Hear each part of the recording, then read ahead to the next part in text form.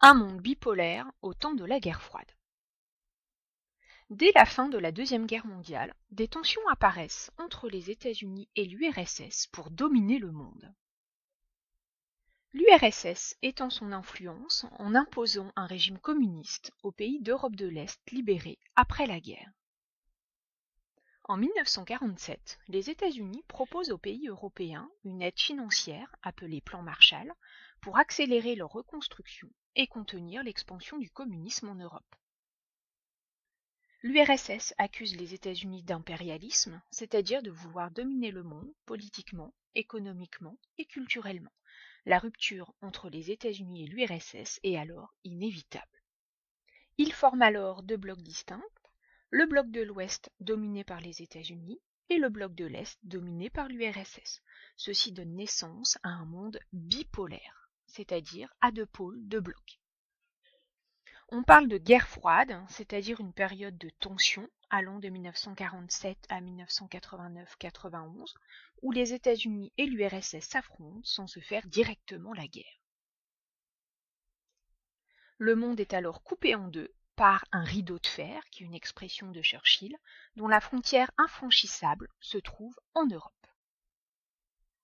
Plusieurs crises éclatent entre les deux blocs, à Berlin et en Allemagne de 1948 à 1989, en Corée de 1950 à 1953, ou encore à Cuba en 1962. Chacune de ces crises est susceptible d'entraîner un conflit armé entre les États-Unis et l'URSS, mais qui n'éclate pas de peur d'une guerre nucléaire. C'est ce que l'on appelle l'équilibre de la terreur. D'autres périodes de tension sont à noter à partir de 1975, notamment en Europe, avec l'installation de missiles nucléaires dans les deux camps, ou encore en Asie. Cependant, il existe des moments de détente, c'est-à-dire d'apaisement entre les deux puissances, de 1962 à 1975. Vers la fin de la guerre froide. Dans les années 80, l'URSS est en pleine crise économique, ruinée par la course à l'armement et à la conquête spatiale. En 1985, le nouveau dirigeant de l'URSS, Mikhail Gorbatchev, cherche à améliorer les relations avec les États-Unis et assouplit la politique communiste en URSS.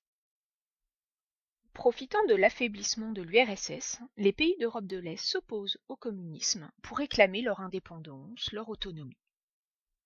La chute du mur de Berlin dans la nuit du 9 au 10 novembre 1989 amorce la fin des dictatures communistes en Europe de l'Est et la réunification de l'Allemagne, ainsi que l'effondrement de l'URSS en 1991, qui se morcelle en 15 États indépendants.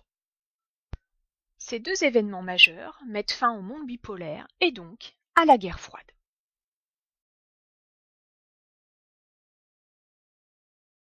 Created using Powtoon.